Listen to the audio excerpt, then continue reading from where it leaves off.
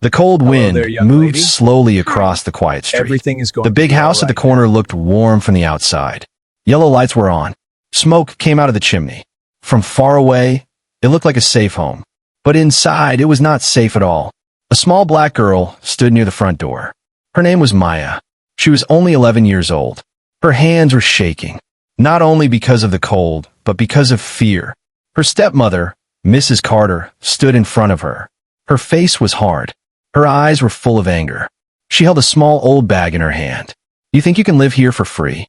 Mrs. Carter said in a cold voice. Maya looked down at the floor. She did not answer. She already knew. No answer was ever good enough. "I am tired of you," the stepmother continued. "You are not my problem anymore." Maya's heart beat fast. She wanted to speak. She wanted to say sorry. She wanted to beg. But she knew it would not change anything. Since her father died, everything changed. Before, the house was not perfect, but it was not cruel. Her father used to protect her. He used to smile at her. He used to say, "No matter what, this is your home." But after he died, the smile left this house. Mrs. Carter never liked Maya. She never said it with her mouth, but she showed it with her actions. She gave Maya the worst room. She gave her the hardest chores. She blamed her for everything. If a glass broke, it was Maya's fault. If food was missing, it was Maya's fault. If something went wrong, it was always Maya's fault. Tonight was worse than all the other nights. Mrs. Carter opened the door hard. Cold air rushed inside the house. "Take your bag," she said. "Get out." Maya's eyes became wet. "Please," Maya said softly. "I can clean more. I can be better." Mrs. Carter laughed, but it was not a kind laugh. "You don't belong here," she said. "You never did." Those words cut deep. They hurt more than the cold air. They hurt more than hunger. They hurt more than being alone. Maya picked up her small bag. It did not have much inside. Just a sweater, an old photo of her father, and a small notebook. Mrs. Carter pushed the bag into Maya's hands. "Go," she said, "and don't come back." The door closed loudly. The sound echoed in Maya's ears. She stood on the porch for a few seconds. The cold night wrapped around her body. Snow touched her shoes. Her fingers felt numb. She looked at the house one last time. The lights were still on. The house was still warm. But she was outside. Maya walked slowly down the steps. Each step felt heavy, like her feet did not want to move, like her heart was being pulled back. She looked at the neighbor houses. Some windows were open. Some people were inside, watching TV, eating dinner, laughing. But no one came out. No one asked if she was okay. No one opened a door for her. Maya hugged her small bag close to her chest. She tried to be strong. Her father used to say, "You are stronger than you think." She closed her eyes for a moment. She remembered his voice. She remembered his smile. Tears ran down her face. "I miss you, Dad," she whispered. The street felt too big. The night felt too dark. The world felt too empty. Maya started walking. She did not know where to go. She just walked. At the end of the street, there was a small path. It led toward the woods. Most people never used it. It was quiet. It was lonely. But Maya had no other place. She walked on the path. The trees were tall. The wind moved the branches. The sound made her scared. Every noise felt loud. Her hands were shaking again. After some time, she saw something in the distance. A small cabin. It looked old. The paint was broken. The roof looked weak. But there was something different. A small light was on inside. Maya stopped walking. Her heart beat fast. Who lived there? Was it safe? Or was it more danger? She stood between two worlds. Behind her was a house that rejected her. In front of her was a cabin she did not know. The cold wind blew again. Maya took a deep breath. Slowly, she stepped closer to the cabin. The light in the window flickered, and someone inside moved. The light inside the cabin was weak. It moved softly, like a small candle fighting the dark. Maya stood outside for a long moment. Her breath came out in small white clouds. She raised her hand. Then she stopped. Her heart was beating too fast. What if someone bad lived inside? What if this was not safe? The cold wind touched her face again. Her fingers felt stiff. Staying outside was also not safe. Maya slowly walked closer. The wooden steps made a soft, broken sound under her feet. The door looked old. The paint was peeling. There were deep lines in the wood, like the cabin had seen many hard years. Maya gently knocked. No answer. She waited. The light inside still moved. She knocked again, this time a little louder. Still no answer. Maya slowly pushed the door. It opened with a long, slow sound. Creak. The sound made her jump. Inside, the cabin was small. Very small. One table. 2 chairs. A small bed in the corner. A tiny kitchen space. Everything looked old, but clean. There was no person inside. Maya let out a small breath. She did not know she was holding it. She closed the door behind her to stop the cold air. The cabin smelled like wood and old smoke. It smelled like someone had lived here not long ago. On the table, there was a small lamp. That was the light she saw from outside. The lamp was still on. Hello, Maya said softly. No answer. Her eyes moved around the room. On a hook on the wall, there was a man's jacket, big and heavy. On a shelf, there were a few food cans. Beans, soup, crackers. Maya's stomach made a quiet sound. She was very hungry, but she did not touch anything. She sat on the edge of the bed. The blanket was thin but warm. She wrapped it around her shoulders. For the first time that night, she felt a little safe. But fear was still inside her. Every small sound made her turn her head. The wind outside, the branches hitting the wall, the sound of something moving far away. Time passed slowly. Then she heard something new, a sound that was not the wind. A car. Maya's body became stiff. Headlights moved across the small window. Light filled the cabin for a second. Then the car stopped. The engine was still running. Maya's heart started beating fast again. Someone was outside. She stood up slowly. Her legs felt weak. She moved to the small window and looked through a tiny space in the curtain. She saw a black car. Big. Clean. Not like a normal old truck from the woods. The door of the car opened. A tall man stepped out. He wore a long dark coat. He looked serious, but not angry, just quiet. He looked around the area. He looked at the trees. Then he looked at the cabin. Maya stepped back fast. What did he want? Did he own this cabin? Was he angry someone was inside? Her mind filled with fear. Then she heard footsteps. Slow. Heavy. They came closer to the door. Maya held her breath. Knock. Knock. The sound was soft, but it felt loud in her heart. Hello, a deep man's voice said. Is anyone inside? Maya did not answer. Her hands were shaking. Knock. Knock. I'm not here to hurt anyone, the man said. I just want to talk. Maya moved closer to the door, but she did not open it. Please, she said in a very small voice. I don't have anywhere else to go. There was a short silence. Then the man spoke again. His voice was softer now. I saw the light, he said. I thought someone might need help. Maya slowly unlocked the door. Just a little. She looked at him through the small opening. The man's face was calm. His eyes looked tired but kind. He looked surprised when he saw her. A child, he said quietly. You are all alone? Maya nodded. The man looked around the dark woods. Then he looked back at her.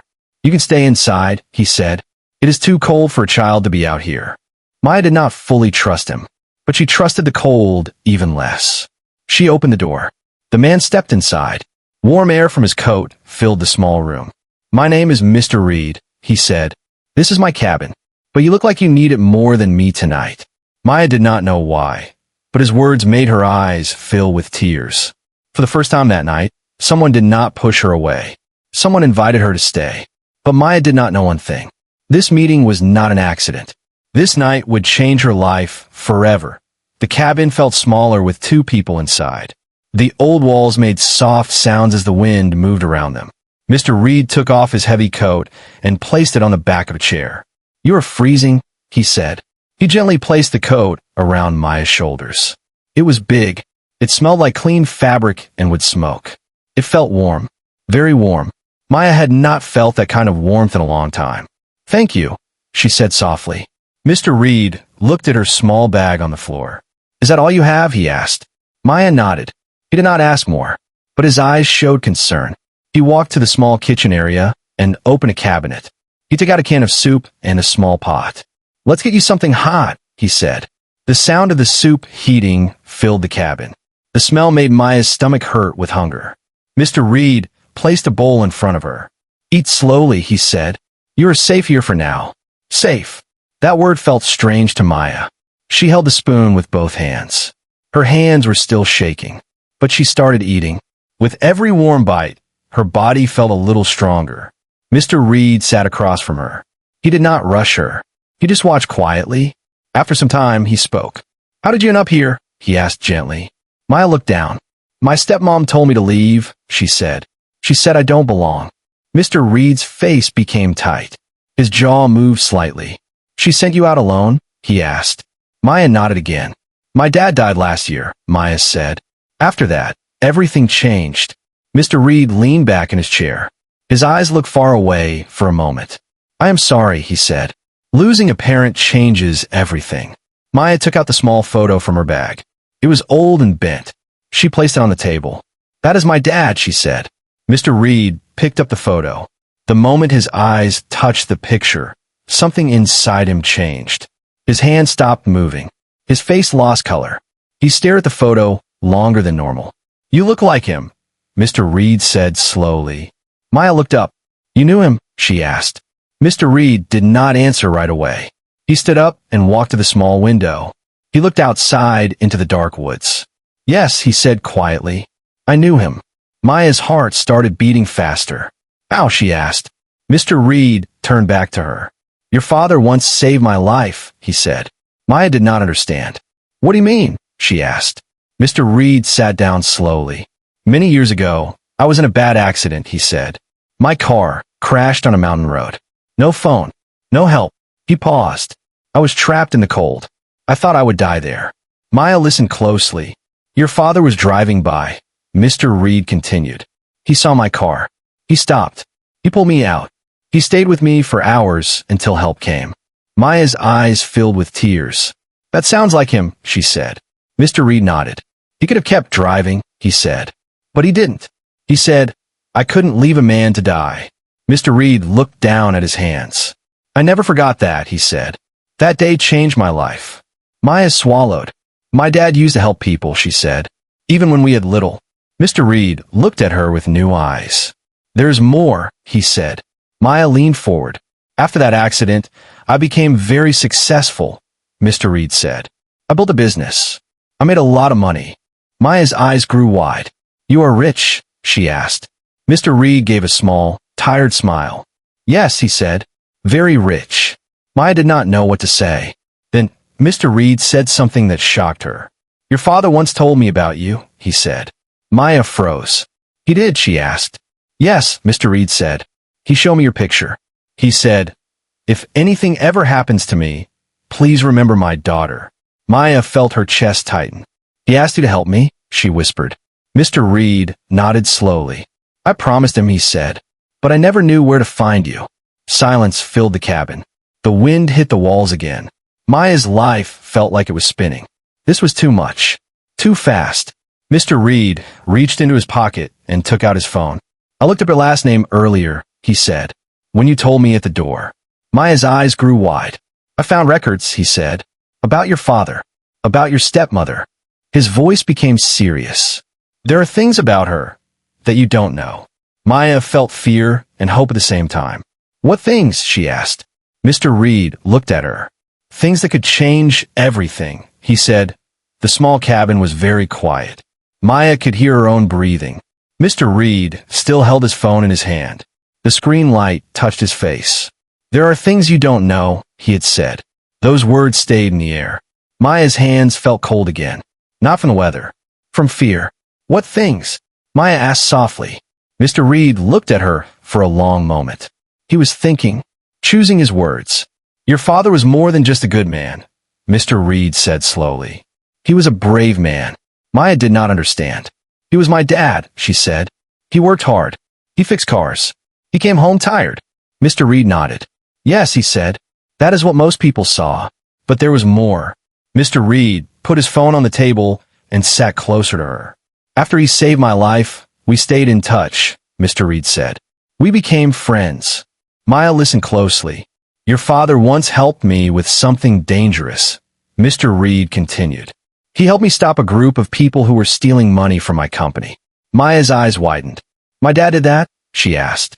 "Yes," Mr. Reed said. "He noticed things that others missed. He was smart, honest. He did not like lies." Mr. Reed took a deep breath. Those people were angry, he said. Very angry. Your father helped me expose them. Maya felt her heart beat faster. Was he in danger? She asked. Mr. Reed did not answer right away. Yes, he said quietly. He was. Maya felt a tight pain in her chest. My dad never told me, she whispered. He wanted to protect you, Mr. Reed said. He did not want you to be afraid. Mr. Reed looked at the photo again. He once told me something important, Mr. Reed said. He said if anything ever happened to him, I should watch over you. Maya felt tears fall. He really said that? She asked. Yes, Mr. Reed said. He loved you more than anything. Maya wiped her eyes. Then why did no one come for me? She asked. Why was I left with her? Mr. Reed looked serious. That is part of the truth you don't know, he said. He turned his phone toward her. On the screen was a document. It shows your father's life insurance, Mr. Reed said, and a small trust fund in your name. Maya did not understand. What is that? She asked. It is money set aside for you, Mr. Reed said.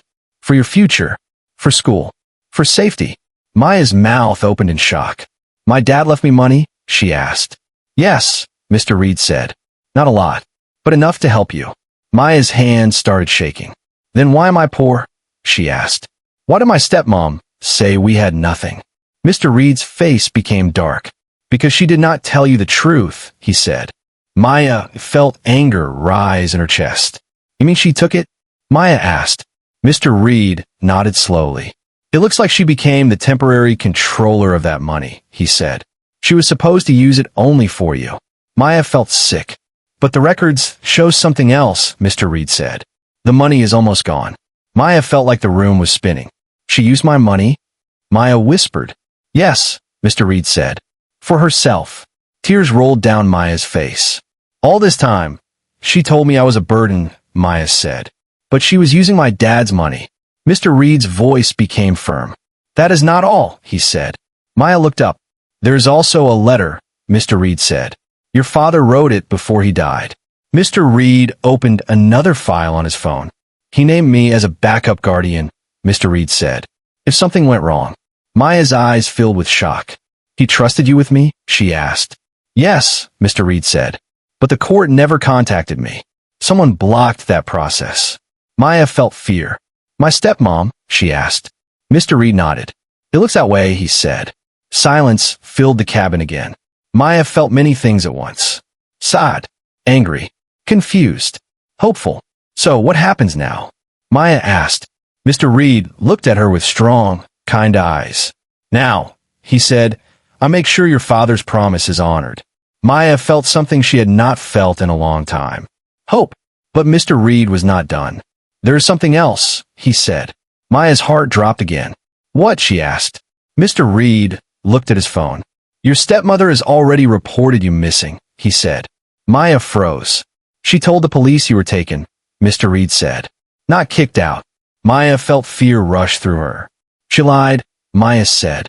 Yes, Mr. Reed said. And now the police are looking for you. The cabin suddenly felt very small. Very unsafe. Mr. Reed stood up. We don't have much time, he said. Maya's voice shook. Is she coming? She asked. Mr. Reed looked at the door. She is closer than you think, he said. The sound of the wind outside the cabin felt louder than before. Maya sat very still. Her hands were in her lap. Her eyes stayed on the old wooden door. Police? She whispered. Mr. Reed nodded slowly. Yes, he said. Your stepmother made a report. She said you were taken. Maya felt her stomach twist. She is lying, Maya said. She told me to leave. She pushed me out. I know, Mr. Reed said. But right now, the police only see her story. Maya felt scared. What if they believe her? Maya asked. Mr. Reed walked to the window and looked outside. The trees moved slowly. The night was very quiet. That is why we must be careful, he said. And smart. Maya hugged her small bag. She always lies, Maya said. And people believe her. She smiles in front of others. But when no one is watching, she is different. Mr. Reed turned to her. You are not alone anymore, he said. I will not let her hurt you again. Maya wanted to believe him, but fear was still strong. Mr. Reed picked up his phone and started making calls. Hello, he said. Yes, it's me. I need legal help. Now. Maya watched him. She had never seen someone fight for her before.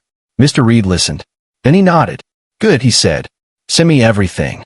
He ended the call. My lawyer is on the way, Mr. Reed said. He will meet us in town. Maya felt nervous. Will they take me back? She asked. Mr. Reed shook his head. Not if I can help it, he said. Meanwhile, across town, Mrs. Carter sat in her warm living room. She held her phone tightly. She was not crying. She was smiling.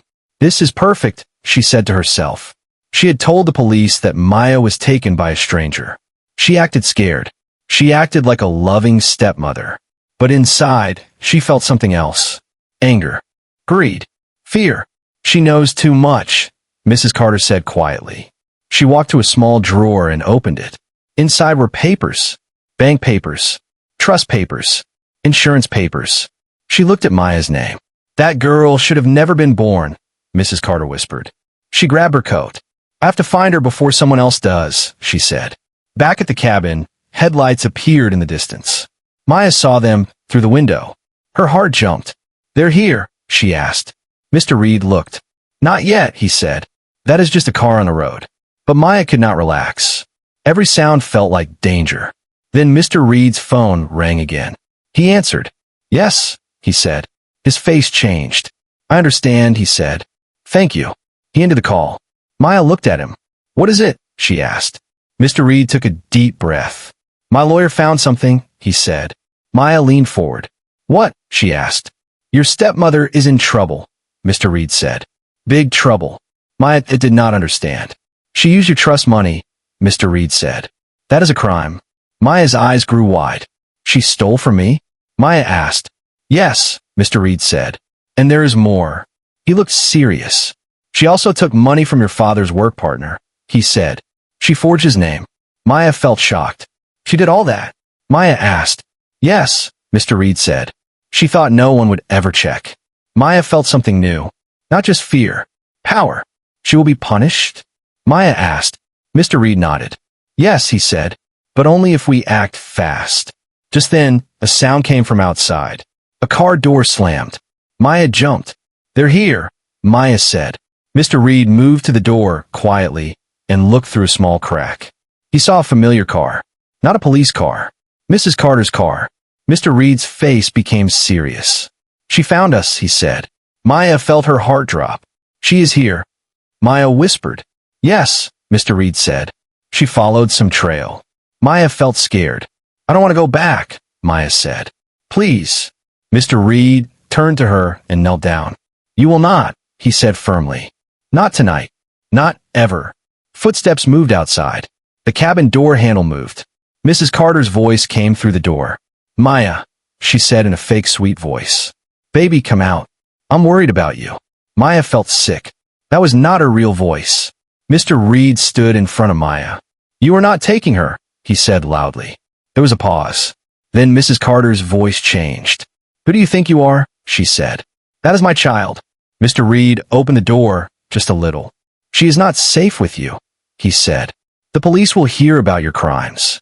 Mrs. Carter's face twisted with anger. You don't know anything, she said. Mr. Reed held up his phone. I know enough, he said. And so will the judge. Mrs. Carter's smile disappeared. Her eyes filled with fear. This is not over, she said quietly. She turned and walked back to her car. The engine started. She drove away into the dark. Maya felt weak. She'll come back, Maya said. Mr. Reed nodded. Yes, he said. But next time, she won't be in control. Maya looked at him. Am I really safe now? Maya asked. Mr. Reed placed a hand on her shoulder. For the first time, he said, You are protected, but far away. Mrs. Carter held her steering wheel tightly. Her face was full of hate. She was not done yet. The courtroom felt cold and quiet. Maya sat on a wooden bench next to Mr. Reed. Her feet did not touch the floor. They slowly moved back and forth. Her hands were tight in her lap. She had never been in a place like this before. The room smelled like old paper and polish. People whispered. Papers moved. Shoes made soft sounds on the floor. Across the room, Mrs. Carter sat with her lawyer. She looked calm. She even looked sad. She held a tissue and wiped her eyes. Anyone watching would think she was a worried, loving stepmother. But Maya knew the truth. Her heart beat fast. Mr. Reed leaned closer. "Remember," he said softly. "Just tell the truth. I am here." Maya nodded, but her throat felt tight. The judge walked in. Everyone stood. "Be seated," the judge said. The case began. Mrs. Carter's lawyer stood first. "My client is a caring guardian," he said. "Her stepdaughter ran away with a stranger. My client feared for the child's life."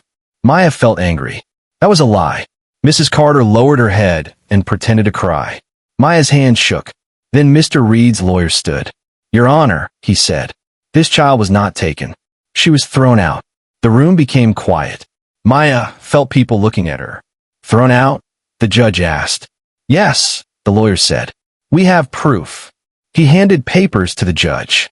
"These show misuse of the child's trust fund," he said. "Money taken for personal use."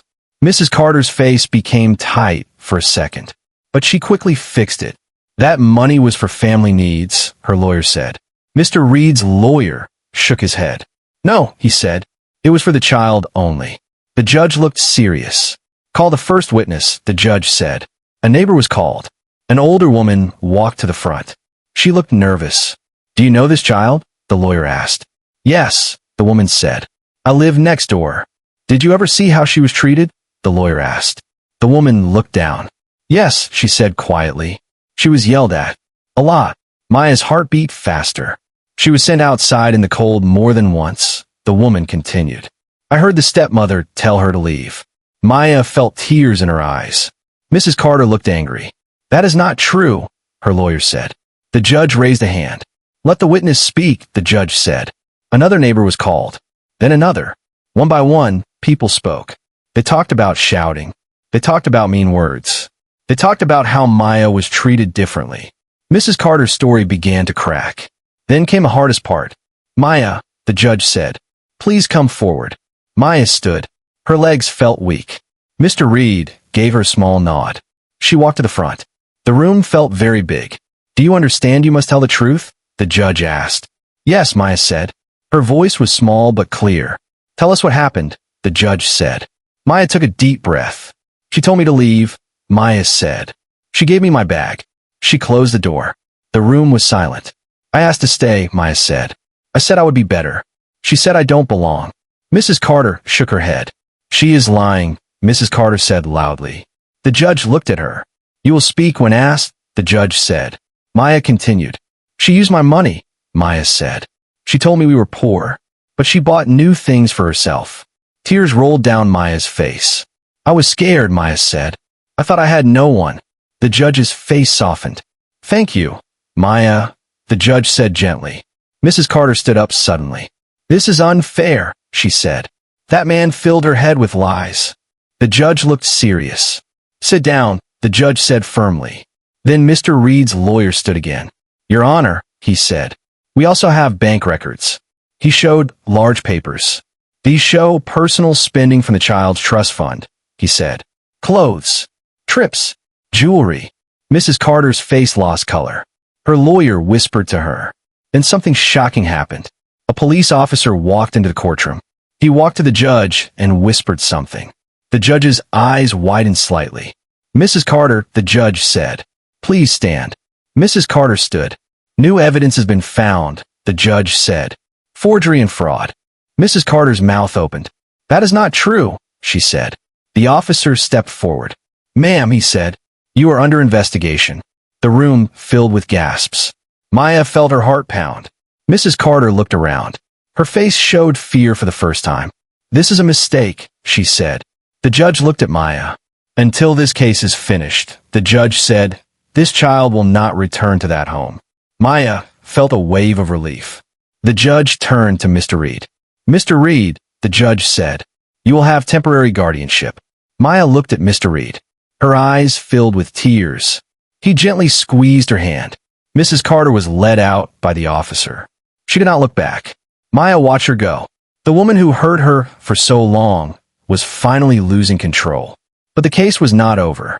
The judge's voice was calm but strong. "This court will decide final custody soon," the judge said. Maya swallowed. "What if she comes back?" Maya whispered. Mr. Reed leaned close. She won't hurt you again, he said. This time, the truth is louder. But somewhere deep inside, Maya knew. This was not the end.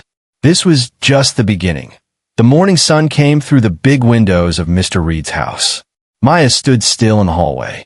The house was very big, very quiet, very clean. She had never lived in a place like this before. The floors were shiny. The walls had warm colors. The air smelled like fresh bread and coffee. Maya held her small bag in her hands. Even now, she felt like she did not belong. She walked slowly, afraid to touch anything. Mr. Reed watched her from a distance. He saw how small she looked in such a big house. You can put your bag down, he said gently. This is your home now. Maya looked at him. For now, she asked. Mr. Reed smiled softly. For as long as you need, he said. Maya nodded. Her new room was bright. It had a soft bed, clean sheets, a desk, a window that showed the garden. Maya touched the bed slowly. She had never had a bed like this. She sat down. Then she lay back. For a moment, she did nothing. Then she started crying. Not loud. Quiet tears. Tears for her dad. Tears for the cold nights. Tears for all the times she felt unwanted. Mr. Reed stood at the door. He did not rush her. He let her cry. Days passed. Maya started school. A new school. She was scared on the first day. What if they don't like me? She asked. They will, Mr. Reed said. And if they don't, that is their loss. At school, Maya was quiet, but her teacher was kind. Her classmates were curious. One girl smiled at her. Do you want to sit with me? The girl asked. Maya smiled back. Yes, she said. For the first time in a long time, she did not feel invisible. Meanwhile, the court case continued. Mrs. Carter was charged with fraud. Her lies came out. The judge saw everything. The stolen money, the forged papers, the false police report. Mrs. Carter cried in court. But this time, no one believed her. The judge spoke clearly. You abused your power as a guardian, the judge said. You betrayed a child. Maya sat next to Mr. Reed. She held his hand. Mrs. Carter was found guilty. She lost all rights to Maya. She also faced punishment for her crimes. Maya felt many things. Relief, sadness, freedom. The final day came. The judge looked at Maya. Maya, the judge said, do you feel safe with Mr. Reed? Maya looked at Mr. Reed. He did not speak. He let her choose. Yes, Maya said. I feel safe. The judge nodded. Then this court approves the adoption, the judge said. Maya's heart stopped for a second. Adoption. The word felt big. Real. Mr. Reed's eyes filled with tears. He tried to hide them. But Maya saw. You don't have to be alone anymore, the judge said.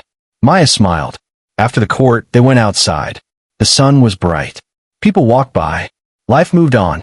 But Maya's life had changed forever. That night, Mr. Reed cooked dinner. They sat at a big table. 2 plates. 2 glasses. But it felt like more.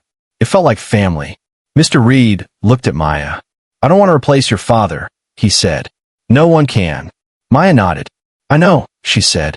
But I want to honor him, Mr. Reed said. By loving you. By protecting you. By helping you become everything he dreamed. Maya felt tears again. Thank you, she said. Weeks turned into months. Maya grew. She laughed more. She talked more. She smiled more. She joined a school club. She made friends. She started to believe in herself. One night, Maya sat in her room. She looked at her dad's photo. I'm okay, Dad, she whispered. I'm safe now. She placed a photo on her desk. Next to it, she placed a new photo. One of her and Mr. Reed. Smiling. Happy. Not perfect, but real. Maya was no longer the girl left in the cold. She was no longer the girl in the dark cabin. She was a daughter. She was a student. She was a child with a future.